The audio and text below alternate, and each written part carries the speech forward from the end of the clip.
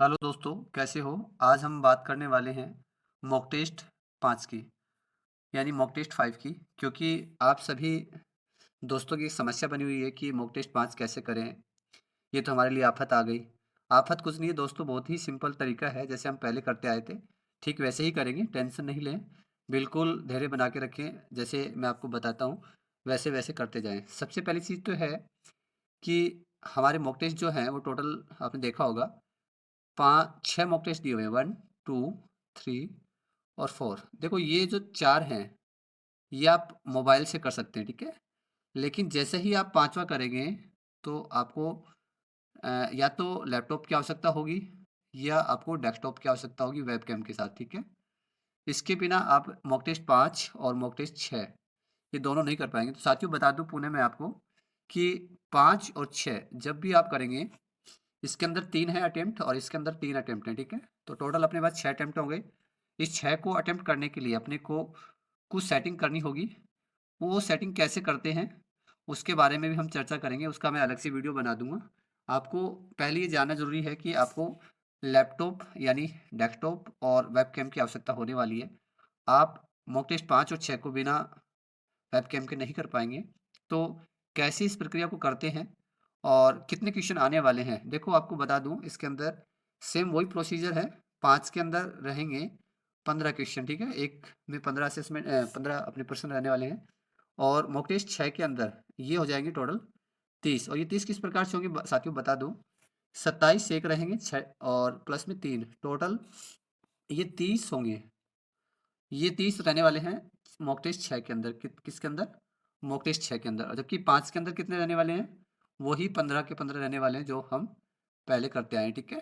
तो आज मैं आपके साथ शुरू करता हूँ मॉक टेस्ट 5 को कैसे हल करते हैं, किस प्रकार के प्रश्न आते हैं, बारी-बारी से हम पढ़ेंगे और उनका समाधान करेंगे, किस प्रकार से उनका सॉल्यूशन होने वाला है। देखिए साथियों, पहला प्रश्न मैं आपके सामने पढ़ने जा रहा हूँ। यहाँ पे आप देख सकते हो, पहला प्रश्न है कि कोई व्यक्ति जीएसटी पंजीकरण के लिए आवेदन कैसे कर सकता है? साथियों बता दूं, इसके लिए रजिस्ट्रेशन 1 नंबर का एक फॉर्म होता है जिसको हम REG, ठीक है, 01 फॉर्म आपको फिल करना होगा। ये आप फॉर्म फिल करके आप ऑनलाइन इसका पोर्टल है जीएसटी का, उस पे आपको सबमिट करना होता है और फिर आपकी पूरी प्रक्रिया हो जाती है रजिस्ट्रेशन की। तो यहाँ पे कोई ऑफ़लाइन प्रक्रिया नहीं है, पूरा आपको ऑनलाइन करना पड़ेगा। तो यहाँ पे कोई व्यक्ति जीएसटी पंजीकरण के लिए आवेदन कैसे कर सकता है? तो यहाँ पे इसका राइट आंसर होने वाला है, वो बी होगा, यानी आपको क्या करना होगा कि फॉर्म REG 01 आपको फिल करना है और उसको ऑनलाइन पोर्टल पे सबमिट करना है, ठीक है? प्रश्न संख्या 2 देखिए हम पढ़ने जा रहे हैं। ई-वे बिल पोर्टल से ई-वे बिल डॉक्यूमेंट के लिए 12 अंकों का एक यूनिक नंबर जनरेट करता है। इसको भेजा जाता है। इसको किसको भेजा जाता है? ये जो अपना जो ई-वे बिल होता है, ई-वे बिल देखो आपको बता देता हूँ, ई-वे बिल जो होते हैं ना, ये किसके लिए होता है? ई-वे बिल जैसे हम जीएसटी आधारित जो भी वस्तुएँ होती हैं, उस वस्तु को एक स्थान से दूसरे स्थान पे जब हम भेजते हैं, तो यहाँ पे हमें ट्रांसपोर्ट की आवश्यकता होने वाली है। किसकी होने वाली है? ट्रांसपोर्ट की आवश्यकता होने वाली है। और ट्रांसपोर्ट की जो सर्विस देने वाले होते हैं ट्रांसपोर्टर, ठीक है? तो हमें जैसे ही हम ई-वे बिल बनाते हैं, तो हमें एक 12 डिजिट का एक अंक मिलता है। वो 12 डिजिट का अंक हम किसके पास भेज देते हैं यहाँ पे? ट्रांसपोर्टर के पास भेज देते हैं। तो यहाँ पे राइट आंसर क्या होने वाला है? प्रश्न संख्या 2 का राइट आंसर होने वाला है ट्रांसपोर्टर, ठीक है? प्रश्न संख्या देखिए 3 आपके सामने क्या है? जीएसटी का पूरा रूप क्या है? यानी जीएसटी का पूरा नाम क्या है? सभी साथियों को पता होगा, जीएसटी को हम गुड्स एंड सर्विस टैक्स के नाम से जानते हैं। तो यहाँ पे जो राइट आंसर होगा वो होगा गुड्स एंड सर्विस टैक्स, ठीक है?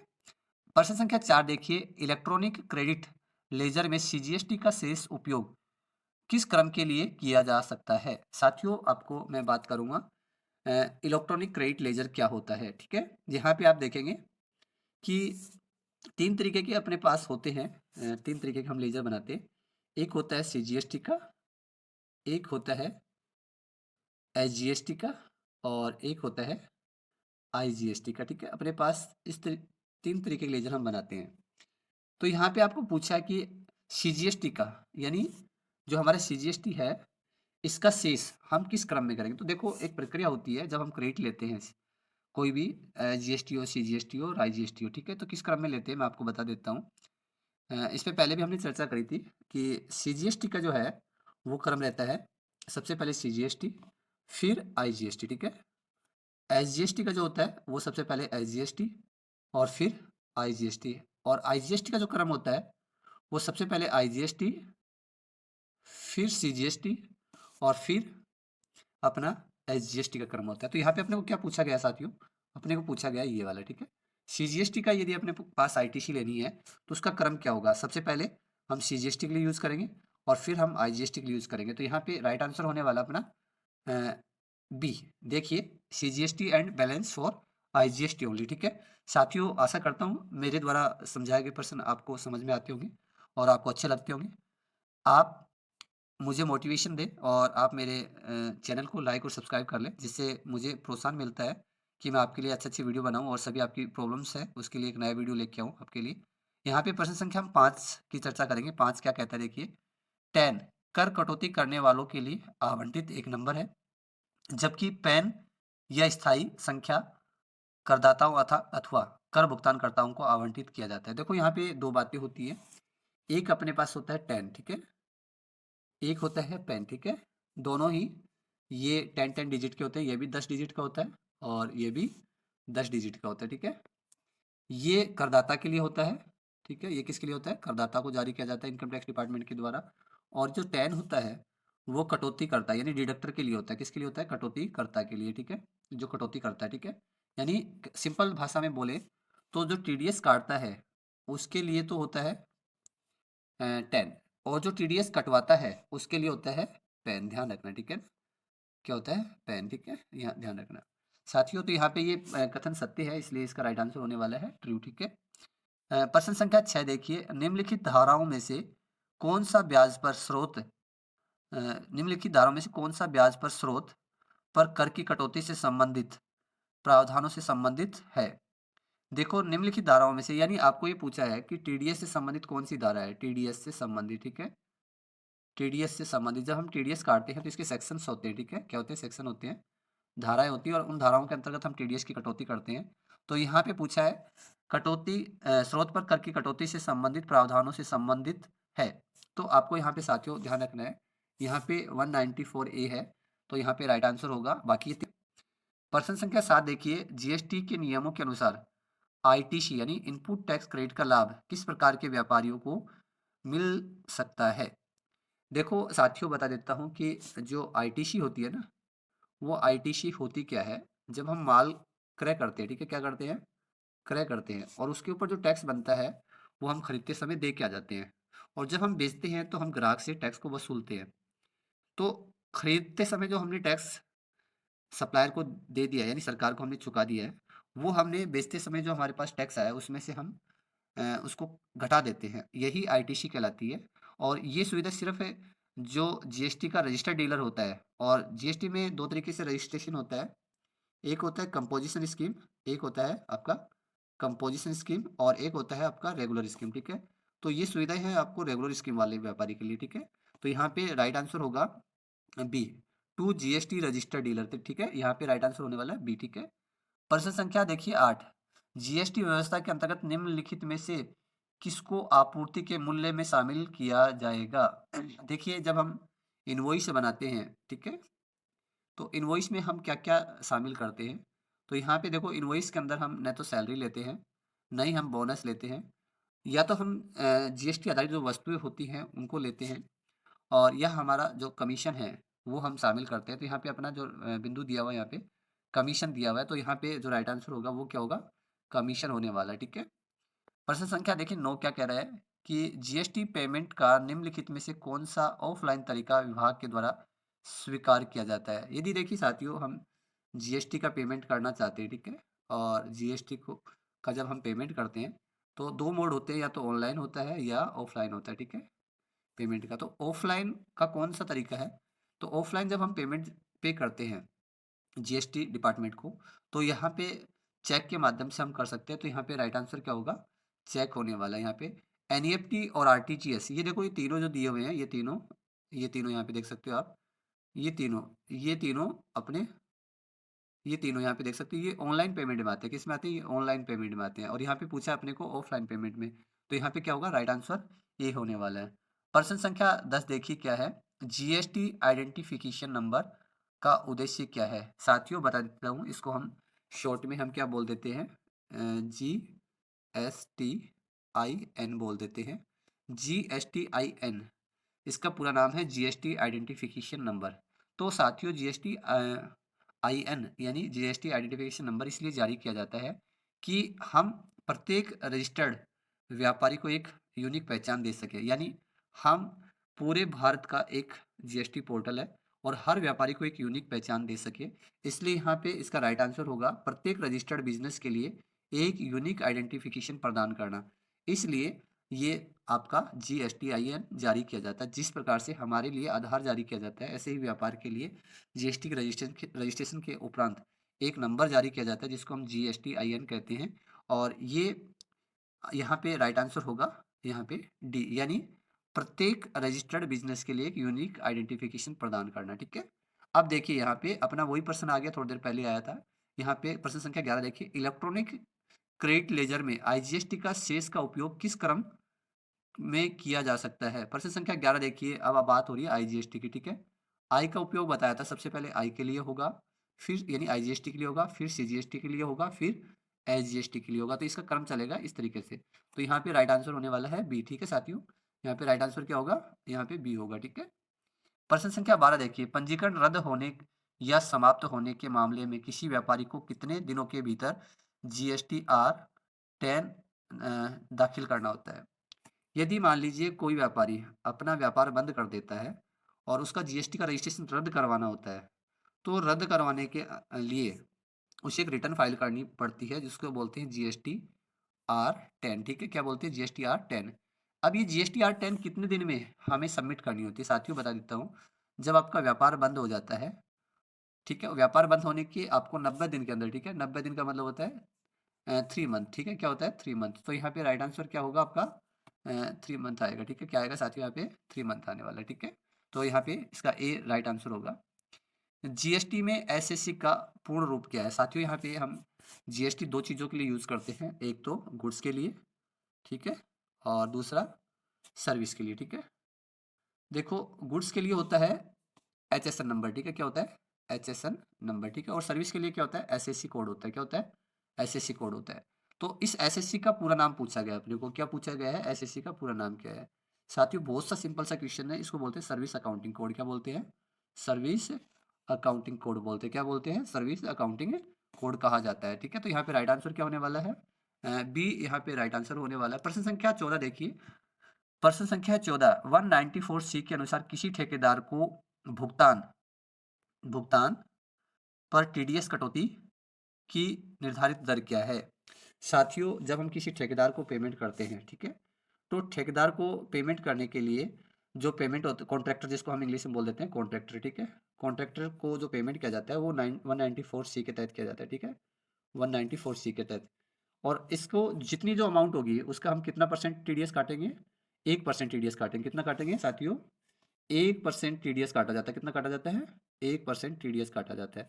तो अब हम एक को यहाँ पे कैसे लिख सकते हैं, एक को ऐसे भी लिख सकते हैं, 1% को 0.01 लिख सकते हैं यहाँ पे। ठीक है, क्या लिख सकते हैं, इस तरीके से शो कर सकते हैं। ठीक है, तो यहाँ पे राइट आंसर क्या होगा, यहाँ पे सी मत कर देना, सी का मतलब होता है 10%। ठीक है ना, तो यहाँ पे 1% काटा जाता है, तो एक को हम इस तरीके से भी लिख सकते हैं 194C के तहत। ठीक है, तो यहाँ राइट आंसर होगा आपका डी। ठीक है, प्रश्न संख्या 15 देखिए, ऐसा व्यवसाय जो सेवाओं की आपूर्ति में शामिल है और एक वित्त वर्ष में कारोबार रुपए से अधिक होता है तो वो कर योग्य व्यक्ति कहलाता है।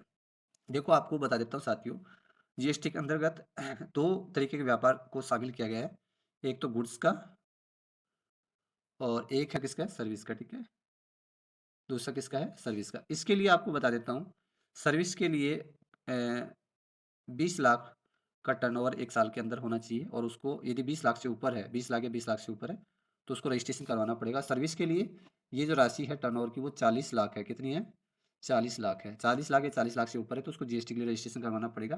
तो यहाँ पे अपने को पूछा है सेवाओं के लिए, ठीक है, तो सेवाओं के लिए 20 लाख होने वाला है। कितना लाख होने वाला है, 20 लाख। तो यहाँ पे राइट आंसर होगा ई। प्रश्न संख्या 16 देखिए, जीएसटी नियम के अंतर्गत टैक्सेबल पर्सन को कंपोजिशन डीलर बनने के लिए निर्धारित टर्नओवर थ्रेशोल्ड लिमिट क्या है? देखो मैंने अभी-अभी बताया था कि मान लीजिए हमारा पास जीएसटी का रजिस्ट्रेशन है, ठीक है? तो जीएसटी का रजिस्ट्रेशन 2 तरीके से होता है। एक होता है कंपोज़िशन स्कीम में और एक होता है रेगुलर स्कीम में, ठीक है? आपका टर्नओवर 1.5 करोड़ से क्या है? कम, ठीक है? जब तो आप रहेंगे रेगुलर में, और 1.5 करोड़ से क्या है अपना ऊपर है, तो हमें किस में रजिस्ट्रेशन करवाना पड़ेगा? रेगुलर स्कीम में। तो यहाँ पे पूछा है कंपोजिशन, तो कंपोजिशन की जो थ्रेशोल्ड लिमिट कितनी है वो यहाँ पे है 1.5 करोड़ रुपए, यानी 1.5 करोड़ रुपए तक के टर्नओवर वाला बिजनेस, ठीक है? 1.5 करोड़ से ऊपर होते ही वो रेगुलर में काउंट होगा, यानी उसको रेगुलर में रजिस्ट्रेशन करवाना होगा, ठीक है? यहाँ पे देखिए प्रश्न संख्या 17, निम्नलिखित में से किस वेबसाइट का उपयोग करके JSON file e-way bill portal पर अपलोड की जाती है? तो ई-वे बिल के लिए जो अपनी वेबसाइट है, आपको साथियों बता देता हूँ, थोड़ा सा मैं जूम कर देता हूँ, देखिए आपको थोड़ा सा अच्छे से समझ में आ जाए। तो यहाँ पे जो साइट है वो है ई-वे बिल gst.gov.in, ठीक है? तो यहाँ पे जो इसकी वेबसाइट है राइट होने वाली है वो है सी, यानी हम जो ई-वे बिल की जेसन फाइल है वो हम अपलोड करेंगे ई-वे बिल gst.gov.in पोर्टल पे। तो यहाँ पे राइट आंसर होगा अपना सी, ठीक है? प्रश्न संख्या 18 देखिए क्या कह रहा है कि निम्नलिखित में से किस अकाउंट के अंतर्गत प्रत्येक रजिस्टर्ड टैक्सेबल पर्सन की liability of tax, input tax credit और डिपॉजिट्स को कॉमन पोर्टल पर मेंटेन और एडमिनिस्ट्रेट किया जाता है? साथियों आपको बता देता हूँ, इस प्रश्न के अंदर अपने पास टोटल 6 विकल्प दिए हुए हैं। कितने विकल्प दिए हुए हैं?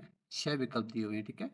तो यहाँ पे अपने को पूछा है कि जैसे हमारा मान लीजिए इनपुट और आउटपुट जीएसटी 2 प्रकार का होता है, उसका बैलेंस यदि अपने पास पोर्टल पे बकाया रहता है, यानी हम सरकार के मांग रहे हैं, तो उसका जो शेष दर्शाया जाता है वो पोर्टल पे किस लेजर के अंतर्गत दर्शाया जाता है? तो साथियों यहाँ पे दो तरीके के लेजर्स, एक है इलेक्ट्रॉनिक क्रेडिट लेजर और दूसरा है इलेक्ट्रॉनिक कैश लेजर। ध्यान रखना पोर्टल के ऊपर इलेक्ट्रॉनिक क्रेडिट लेजर और इलेक्ट्रॉनिक कैश लेजर, ठीक है? यहाँ पे ये राइट आंसर होने वाला है। इसमें आपने टोटल आपके यहाँ पे 6 विकल्प आपको दिखाई देंगे, और इलेक्ट्रॉनिक क्रेडिट लेजर और इलेक्ट्रॉनिक कैश लेजर, ठीक है? यहाँ पे राइट आंसर होगा, ठीक है?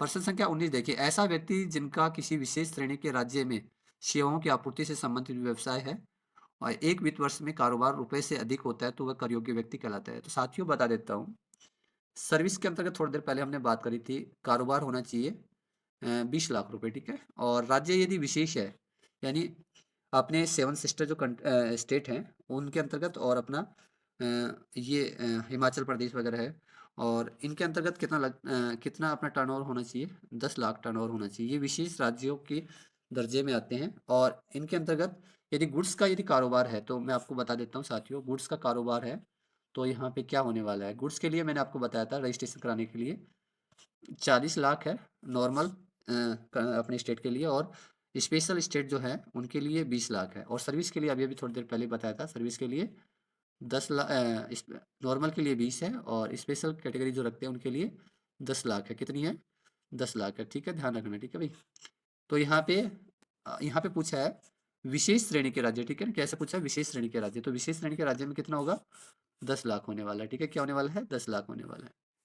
अपना देख अगला प्रश्न देखिए 20, प्रोफेशनल सर्विस के लिए भुगतान करने पर आयकर की धारा 194 जे के अंतर्गत किस दर पर टीडीएस काटा जाता है? यानी 194 जे जो है वो किसके लिए है? पहली बात तो आपको पता होना चाहिए, वो प्रोफेशनल सर्विसेज के लिए, ठीक है? किसके लिए है? प्रोफेशनल सेवाओं के लिए है। और जो प्रोफेशनल सेवाओं का जो बिल बनेगा उसके ऊपर हम टीडीएस कितना डिडक्ट करेंगे, ठीक है? टीडीएस कितना काटेंगे? तो साथियों आपको बता देता हूँ, 194 जे के अंतर्गत 194 जो जे है उसके अंतर्गत टीडीएस जो काटा जाता है वो 10% से काटा जाता है। कितना परसेंट से काटा जाता है? 10% से काटा जाने वाला है। तो यहाँ पे राइट आंसर क्या होगा? देखो साथियों, यहाँ पे राइट आंसर होगा यहाँ पे अपना बी, यानी क्या होने वाला है? बी होने वाला है राइट आंसर। क्यों? 10% को आप यदि इस तरीके से भी लिख सकते हैं, यदि इसको सोल्व करते हैं तो यहाँ पे 0.1% आ जाएगा, ठीक है ना? तो इस तरीके से भी आप लिख सकते हैं, यानी 10% लगता है 194 जे के अंतर्गत, ठीक है? प्रश्न संख्या 21 देखिए क्या कह रहा है कि जीएसटी नियम के अंतर्गत एचएसएन और एसएससी का पूरा नाम क्या है? थोड़ी देर पहले ही हमने चर्चा करी थी। एचएसएन का पूरा नाम है हार्मोनाइज्ड सिस्टम नोमेनक्लेचर, ठीक है? और एसएससी का पूरा नाम है सर्विस अकाउंटिंग कोड। यहाँ पे आप देख सकते हैं टोटल अपने 5 विकल्प दिए हुए हैं, तो यहाँ पे 2 विकल्प सही होंगे। एचएसएन का पूरा नाम है हार्मोनाइज्ड सिस्टम ऑफ नोमेनक्लेचर, और एसएससी का पूरा नाम है सर्विस अकाउंटिंग कोड। तो प्रश्न संख्या 21 का जो राइट आंसर होगा वो बी होगा और आपका डी होगा, ठीक है। प्रश्न संख्या देखिए 22, 10 के पहले 3 अक्षर इनमें से क्या अथवा किसका प्रतिनिधित्व करते हैं? आपको मैंने पहले भी चर्चा करी थी, जो 10 होता है इसका फॉर्मेट किस प्रकार से होता है देखिए, आपको मैं बता देता हूँ। जैसे DEL, ठीक है, आर, ये अपनी आरएचएपी की बुक के अंदर भी दिया हुआ है DEL R। यहाँ पे आप देख सकते हैं, यहाँ पे हमने 4 इसमें अल्फ़ाबेट होते हैं, फिर 1 2 3 4 5 और यहाँ पे एक मान लीजिए हम P ऐसे ले लिया हमने, ठीक है। ये टोटल इसका फॉर्मेट होता है 10 का। तो ये जो पहले 3 जो अंक होते हैं, ये 3 अंक किसको रिप्रेजेंट करते हैं, सॉरी 3 अल्फ़ाबेट किसको रिप्रेजेंट करते हैं? ये जुडिशन जो कोड होते हैं उसको रिप्रेजेंट करते हैं, यानी जुडिशल एरिया को यहाँ पे रिप्रेजेंट करते हैं, यानी दिल्ली को रिप्रेजेंट कर रहे हैं। जबकि जो आर होता है ना, ये जिसके नाम से जीएसटी सॉरी 10 का रजिस्ट्रेशन नंबर है, उस 10 रजिस्ट्रेशन होल्डर का जो पहला लेटर होगा, पहला नाम होगा, जैसे मान लीजिए राम के नाम से ये 10 नंबर जारी हुआ है, तो यहाँ पे क्या होगा, आर होगा। तो आपको बता देता हूँ, यहाँ पे जैसे अभी मैंने बताया आपको कि DEL किसको रिप्रेजेंट करता है? DEL किसके लिए है एक्चुअल में? दिल्ली के लिए। किसके लिए है? दिल्ली के लिए। और दिल्ली क्या है? जुडिशियल कोड में आता है, ठीक है। तो यहाँ पे राइट आंसर होगा बी, ठीक है। पहले 10 में हमेशा क्या होते हैं, 10 में 4 अल्फ़ाबेट होते हैं, 5 फिर नंबर होते हैं और फिर एक अल्फ़ाबेट होता है। टोटल 10 डिजिट होती है। कितनी डिजिट होती है? ये अल्फ़ाबेट होते हैं, ये नंबर होते हैं और फिर ये अल्फ़ाबेट होता है, ठीक है। इस तरीके से 10 डिजिट होती है, ठीक है। तो यहाँ पे राइट आंसर होगा यहाँ पे जुडिशियल कोड, ठीक है। प्रश्न संख्या 23 देखिए, रजिस्टर्ड डीलरों के लिए माल की इंटरस्टेट आवाजाही के लिए ईवे बिल जनरेट करने की इनवॉइस वैल्यू क्या है? इंटरस्टेट आपको पता होना चाहिए, इंटरस्टेट कहते हैं किसको है, यानी आप राजस्थान से माल हरियाणा ले जा रहे हैं, ठीक है, और खरीदने वाला और बेचने वाले दोनों ही क्या हैं, रजिस्टर्ड हैं, ठीक है।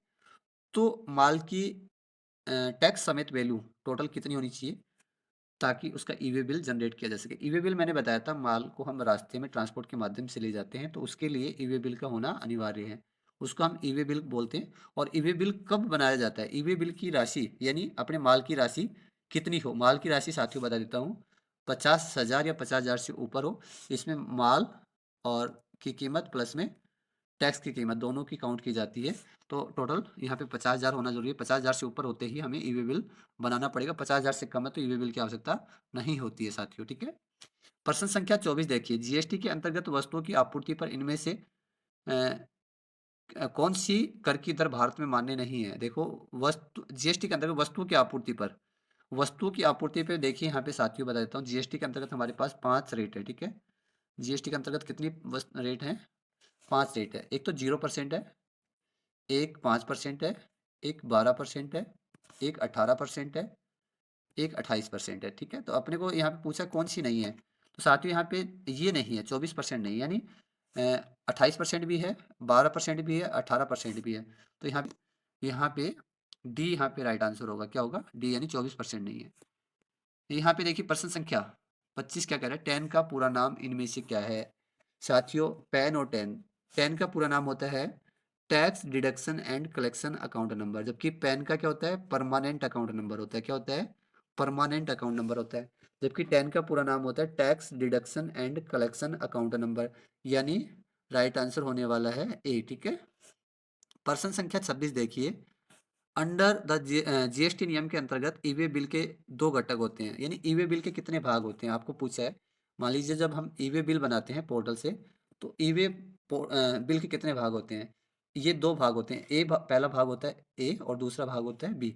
तो यहाँ पे राइट आंसर होने वाला है, यानी पार्ट बी और पार्ट ए, यानी ए और बी पार्ट होते हैं, ठीक है। तो यहाँ पे राइट आंसर होगा बी और डी। अब आप बोलेंगे कि सर दो दो राइट है, हाँ जरूर, दोनों दो दो राइट है। इस प्रश्न के आंसर दोनों सही है, पार्ट ए और पार्ट बी राइट आंसर होगा, ठीक है। क्योंकि ईवे बिल के 2 हिस्से होते हैं, ए और बी 2 पार्ट होते हैं, ठीक है। प्रश्न संख्या देखिए 27, यदि कोई व्यक्ति जीएसटी नियम के अंतर्गत रजिस्टर्ड है, तो इलेक्ट्रॉनिक ईवे बिल तैयार करने के लिए कौन जिम्मेदार होगा? यदि कोई व्यक्ति जीएसटी नियम के अंतर्गत रजिस्टर्ड है, तो ईवे बिल किसके द्वारा तैयार किया जाएगा? तो ईवे बिल आपको बता देता हूँ, कंसाइनर और कंसाइनी के द्वारा तैयार किया जाएगा, ठीक है। किसके द्वारा तैयार किया जाएगा? कंसाइनर और कंसाइनी के द्वारा, ठीक है। कंसाइनर और कंसाइनी दोनों के द्वारा ई वे बिल तैयार करना अनिवार्य होता है यदि ये दोनों लोग क्या हैं, जीएसटी के अंतर्गत रजिस्टर्ड हैं। या तो कंसाइनर को करना पड़ेगा या कंसाइनी को करना पड़ेगा। और यहाँ पे अपने को दोनों विकल्प दिए हुए हैं, तो इस प्रकार से राइट आंसर होगा डी और ई। ठीक है, यहाँ पे प्रश्न संख्या 28 देखिए, आयकर की धारा 206 सी 1 ऐप के अनुसार 10 लाख से ज्यादा की कीमत वाली कार की बिक्री पर टीडीएस कितना लगता है। आपको बता देता हूँ, आपने टीसीएस पढ़ा होगा। टीसीएस का जो सेक्शन है 206 सी के अंतर्गत आता है। ठीक है, किसके अंतर्गत आता है, 206 सी। तो आपको बता देता हूँ, 10 लाख की कीमत से ऊपर जब हम कार खरीदते हैं, 10 लाख से ऊपर की, ठीक है ना, तो आपको बताता हूँ साथियों, 10 लाख से ऊपर की जब भी आप कार खरीदोगे, 10 लाख से ऊपर की, ठीक है, तो 1% आपको क्या देना पड़ेगा, टीसीएस देना पड़ेगा। क्या देना पड़ेगा, टीसीएस देना पड़ेगा। तो यहाँ पे क्या आएगा, राइट आंसर डी होने वाला है। ठीक है साथियों, प्रश्न संख्या अपना 29 देखिए, जीएसटी कानून के तहत किसी व्यापारी का कुल कारोबार इनमें से किस आधार पर निर्धारित किया जाता है। मैंने अभी आपको बताया था कि जीएसटी के रजिस्ट्रेशन के लिए कितना टर्नओवर होना जरूरी है। एक तो 40 लाख यदि माल का व्यापार करता है और सेवाओं को व्यापार करता है तो 20 लाख उसका टर्नओवर होना जरूरी है। अब ये 40 लाख और 20 लाख कैसे तय करते हैं, ये किस आधार पे तय करते हैं, यानी स्टेट वाइज तय करते हैं या दुकान के हिसाब से करते हैं या ऑल इंडिया बेसिस के आधार पर करते हैं। तो साथियों बता देता हूँ, ये ऑल इंडिया बेसिस किया जाता है। ठीक है, तो यहाँ पे राइट आंसर होगा ए। प्रश्न संख्या 30 देखिए, जीएसटी नियमों के अनुसार आपूर्ति का स्थान वह स्थान होता है जहां टैक्स इनवॉइस में अंकित माल की आवाजाही समाप्त हो जाती है। तो बिल्कुल राइट बात है कि आपूर्ति का स्थान वो माना जाता है जहां पे माल आगे सप्लाई नहीं होता है, यानी उस स्थान पे जाके स्टॉप हो जाता है, तो वो स्थान आपूर्ति का स्थान माना जाता है। तो यहाँ पे ये कथन सही है, इसलिए इसका राइट आंसर होगा ए, यानी ट्रू होगा। ठीक है, यहाँ पे प्रश्न संख्या 31 देखिए, क्या कोई व्यक्ति पैन के बिना जीएसटी पंजीकरण के लिए आवेदन कर सकता है। नहीं साथियों, आपको बता देता हूँ, जीएसटी का रजिस्ट्रेशन जो होता है उसके अंदर टोटल कितनी डिजिट होती है, 15 डिजिट होती है। ठीक है, और उसमें से 10 डिजिट किसकी होती है, पैन कार्ड की होती है। ठीक है, इसलिए बिना पैन के हम रजिस्ट्रेशन नहीं करवा सकते जीएसटी का। तो ये कथन गलत है, इसलिए यहाँ पे क्या आएगा, नो, यानी सही बात है कि हम जीएसटी का रजिस्ट्रेशन पैन के बिना नहीं करवा सकते। ठीक है, अगला देखिए, जब राजस्थान स्थित नरेश ट्रेडिंग लिमिटेड, ठीक है, नरेश ट्रेडिंग लिमिटेड तमिलनाडु स्थित नागराज ट्रेडिंग लिमिटेड को माल सप्लाई करते हैं, तो सप्लाई का स्थान कहाँ क्या होगा। ठीक है, हम माल राजस्थान से कहाँ ले जा रहे हैं, तमिलनाडु। ठीक है, तो हमारा जो प्लेस ऑफ सप्लाई जो कहलाएगा वो तमिलनाडु कहलाएगा। ठीक है, क्या कहलाएगा, तमिलनाडु कहलाएगा। ठीक है, प्रश्न संख्या 33 देखिए, अपना सेकंड लास्ट प्रश्न है, एकीकृत वस्तु एवं सेवा कर यानी आईजीएसटी इनमें से किस आपूर्ति के लिए लागू होता है। आपको थोड़ी देर पहले बताया था, आईजीएसटी जो होता है, यानी राजस्थान से आप हरियाणा में माल बेचेंगे तो ये कहलाएगा इंटर स्टेट सप्लाई। क्या कहलाएगी, इंटर स्टेट सप्लाई। यदि आप राजस्थान से राजस्थान में माल बेचेंगे तो ये कहलाएगी इंट्रा स्टेट सप्लाई। क्या कहलाती है, इंट्रा। इनमें तो जो लगता है वो लगता है सीजीएसटी और एसजीएसटी लगता है। ठीक है, इनमें क्या लगता है, सीजीएसटी और एसजीएसटी। इसमें लगता है आईजीएसटी। क्या लगता है, आईजीएसटी। आईजीएसटी आपको बताता हूँ, एक राज्य से दूसरे राज्य में माल भेजते हैं तो हम आईजीएसटी लगती है, और इसको हम इंटर स्टेट सप्लाई बोलते हैं। क्या बोलते हैं, इंटर स्टेट सप्लाई। लास्ट प्रश्न देखिए साथियों, लास्ट प्रश्न क्या है, ऐसा व्यक्ति जिनका किसी विशेष श्रेणी के राज्यों में सेवाओं की आपूर्ति से संबंधित व्यवसाय है और एक वित्त वर्ष में कारोबार रुपए से अधिक होता है तो वह कर योग्य व्यक्ति होगा। साथियों, थोड़ी देर पहले चर्चा करी थी हमने कि दो तरीके का राज्य का दर्जा यहाँ पे दिया हुआ है अपने भारत के अंदर। सर्विस के लिए मैंने बताया था 20 लाख, यदि नॉर्मल स्टेट है तो, और स्पेशल स्टेट है तो उनके लिए 10 लाख। तो यहाँ पे विशेष श्रेणी के राज्य पूछा है, तो स्पेशल कैटेगरी के जो राज्य है उनमें क्या होगा साथियों, 10 लाख होने वाला है। ठीक है, और माल के लिए मैंने बताया था, गुड्स के लिए क्या होता है, गुड्स के लिए देखिए, गुड्स के लिए होता है 40 लाख और 20 लाख। ठीक है, यानी आधा हो जाता है, हाफ, 40 और 20 लाख। यदि नॉर्मल स्टेट है तो 40 लाख, और स्पेशल कैटेगरी में जो आते हैं तो उनके लिए 20 लाख। यहाँ पे राइट आंसर होने वाला है 10 लाख। साथियों, आशा करता हूँ कि मेरे द्वारा बताए गए प्रश्न का सॉल्यूशन आपको अच्छा लगता होगा और आपको समझ आता होगा। आप इन प्रश्नों को अपने दो साथी अपने जो छात्रों के साथ साझा किया करो, ताकि आपके बच्चे भी इनको पढ़ के अच्छे से अपने मॉक टेस्ट को पूरा कर सकें और फाइनल एग्जाम में उनको सरलता होगी। इसी आशा के साथ मैं आपसे विदा लेता हूँ। धन्यवाद।